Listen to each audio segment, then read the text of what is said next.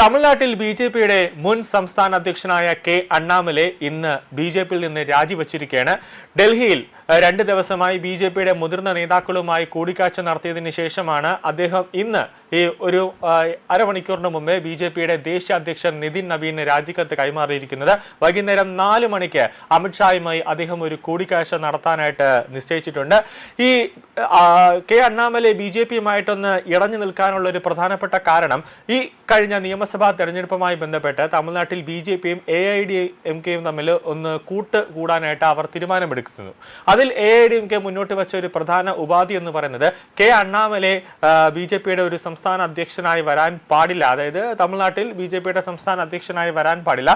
അതിനു പകരം നയനാർ നാഗേന്ദ്രൻ അവിടെ ബി.ജെ.പിയുടെ സംസ്ഥാന അധ്യക്ഷനായി വരണം, അങ്ങനെയൊക്കെയുള്ള ഒരു ഉപാധിയാണ് മുന്നോട്ട് വെച്ചത്. അത് അമിത്ഷാ അനുവദിക്കുകയും ചെയ്തു. അത് അമിത്ഷാ സമ്മതമാണെന്ന് പറയുകയും ചെയ്തു. അങ്ങനെയാണ് കെ അണ്ണാമലൈ ബി.ജെ.പിയുമായിട്ട് വലിയ രീതിയിൽ ഒന്നും അടുക്കാതെ തെരഞ്ഞെടുപ്പ് സമയത്ത് പോലും ബി.ജെ.പിയുടെ ഒരു പരിപാടിയിലും അണ്ണാമലൈ ഉണ്ടായിരുന്നില്ല. അവസാനം അണ്ണാമലൈ ചെറിയൊരു പ്രശ്നമുണ്ട്, അതായത് എനിക്കൊരു അസുഖമുണ്ട്, എൻ്റെ അച്ഛനെയൊക്കെ നോക്കണം എന്നൊക്കെ പറഞ്ഞാൽ കുറച്ച് ദിവസം പാർട്ടിയിൽ നിന്ന് വിട്ടു നിൽക്കുന്നു എന്നൊക്കെ പറഞ്ഞുവെങ്കിലും വലിയ രീതിയിലുള്ള ഒരു ഇഷ്ടക്കേട് അല്ലെങ്കിൽ അനിഷ്ടം അണ്ണാമലൈ പ്രകടിപ്പിച്ചിരുന്നു.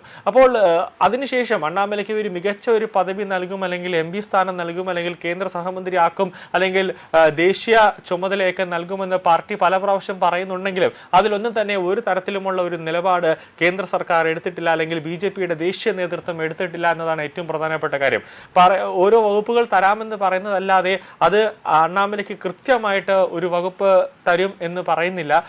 അമിത്ഷാ തമിഴ്നാട് സന്ദർശനത്തിന് എത്തിയപ്പോഴും ഇങ്ങനെ ഒന്നും തന്നെ ഒരു വകുപ്പ് പോലും ഉണ്ടായില്ല.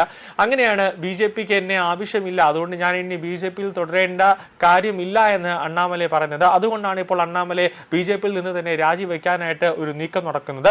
ഇന്ന് രാവിലെയോടുകൂടി തന്നെ ബി.എൽ സന്തോഷുമായിട്ടും അതോടൊപ്പം തന്നെ നിതിൻ നബിയുമായിട്ടൊക്കെ കൂടിക്കാഴ്ച നടത്തിയപ്പോൾ എം.പി സ്ഥാനം തരാമെന്നൊക്കെ പറഞ്ഞിട്ടുണ്ടെങ്കിലും അതൊന്നും വേണ്ട എന്ന നിലയിലാണ് അണ്ണാമലൈ നിൽക്കുന്നത്. ഇപ്പോൾ തമിഴ്നാട്ടിൽ, അതായത് വിജയ് ഇപ്പോൾ തമിഴകം വെട്രിക്കഴകം എന്നൊരു പാർട്ടി രൂപീകരിച്ചതുപോലെ അണ്ണാമലയും തമിഴ്നാട്ടിൽ ഒരു പാർട്ടി രൂപീകരിച്ച് ഇനി അണ്ണാമലൈ അതോടൊപ്പം തന്നെ വിജയും തമ്മിലുള്ള ഒരു പോർ യുദ്ധത്തിലേക്ക് കാര്യങ്ങൾ, അങ്ങനെ ഒരു രാഷ്ട്രീയത്തിലേക്ക് ഒരു പുതിയൊരു രാഷ്ട്രീയ അധ്യായം തമിഴ്നാട്ടിൽ കുറിക്കാനാണ് അണ്ണാമലൈ ഇപ്പോൾ ഒരു ലക്ഷ്യം നടത്തുന്നത്. കാരണം അണ്ണാമലൈ ബി.ജെ.പിയുടെ സംസ്ഥാന അധ്യക്ഷനായപ്പോൾ തന്നെ വലിയ രീതിയിലുള്ള ഒരു ജനപിന്തുണ അണ്ണാമലയ്ക്ക് ഉണ്ടായിരുന്നു, ബി.ജെ.പിക്ക് ഉണ്ടായിരുന്നു. പക്ഷേ അണ്ണാമലയെ ബി.ജെ.പിയുടെ അധ്യക്ഷ സ്ഥാനത്ത് നിന്നും, അത് തമിഴ്നാട് അധ്യക്ഷ സ്ഥാനത്ത് നിന്നും മാറ്റിയതോടുകൂടിയാണ് ജനങ്ങൾ വലിയ രീതിയിൽ ബി.ജെ.പിയോട് ഒരു അകൽച്ച തന്നെ ഉണ്ടാവാൻ കാരണം. അത് അവിടെ ബി.ജെ.പിയുടെ ദേശീയ നേതൃത്വത്തിന് പിഴച്ചു എന്ന് രാഷ്ട്രീയ നിരീക്ഷകർ തന്നെ പറഞ്ഞു.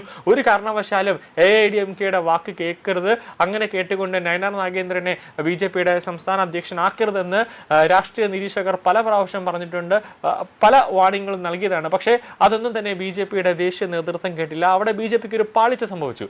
അതാണ് തമിഴ്നാട്ടിൽ ഇക്കുറി വിജയ്ക്ക് ഒരു നേട്ടം കൊയ്യാനുള്ള ഒരു ഇട ബി.ജെ.പി തന്നെ വെച്ചുകൊടുത്തു എന്നാണ് ചില രാഷ്ട്രീയ വൃത്തങ്ങൾ നൽകുന്ന സൂചന. വൈകുന്നേരം 4 മണിക്ക് അമിത്ഷായുമായി ഒരു കൂടിക്കാഴ്ച നടത്തുമെന്നാണ് നിലവിൽ ലഭിക്കുന്ന വിവരം.